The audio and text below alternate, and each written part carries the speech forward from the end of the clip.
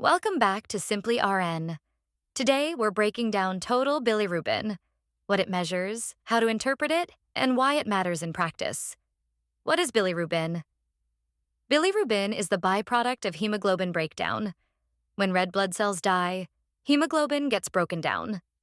One of the byproducts is bilirubin. At this point, it's called unconjugated or indirect bilirubin. Unconjugated bilirubin is fat-soluble. It travels in the bloodstream by binding to albumin. The liver then takes it up and processes it. This is called conjugation. After being processed by the liver, it is now called conjugated or direct bilirubin. Conjugated bilirubin is water-soluble and can be excreted into bile, then into stool and urine. Mix of bile and conjugated bilirubin is what gives stool its brown color. To recap, unconjugated bilirubin is not water-soluble. It is bound to albumin, and it is before the liver processes it. Conjugated bilirubin is water-soluble, processed by the liver, and excreted in stool and urine. When you combine both unconjugated and conjugated bilirubin together, you get total bilirubin, which is part of the comprehensive metabolic panel. Normal range for T-bili is 0.1 to 1.2 milligrams per deciliter. When the level is higher than that, it is called hyperbilirubinemia. Because total bilirubin is a combination of the both, a rise in the level can be due to elevation in unconjugated bilirubin, conjugated bilirubin, or both. What does that indicate? By identifying what causes an elevation in the T-bili, we can locate the problem. Is there a problem before the liver, within the liver, or after the liver? High bilirubin can happen before the liver or prehepatic. For example, if there is hemolysis, too much bilirubin is being released and the liver cannot keep up. So you will see an elevation in unconjugated bilirubin only, and you won't see the classic dark urine in prehepatic.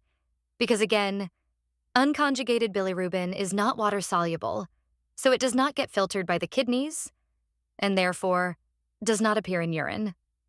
So that's prehepatic. T-bili can also be elevated due to problems within the liver.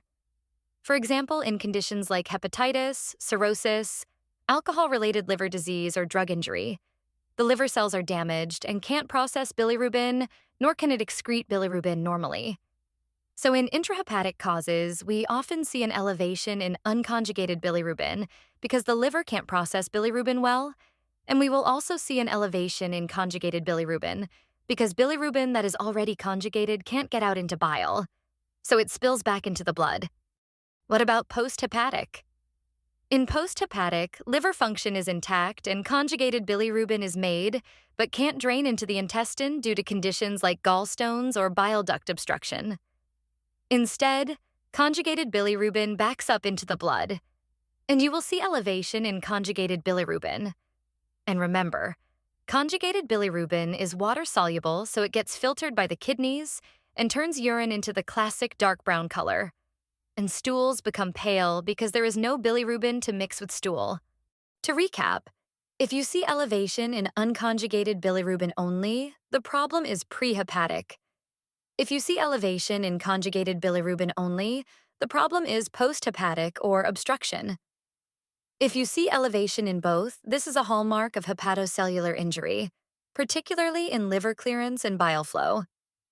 Thanks for watching SimplyRN. If this helped clear up bilirubin for you, give the video a like, subscribe for more, and share it with your fellow nurses.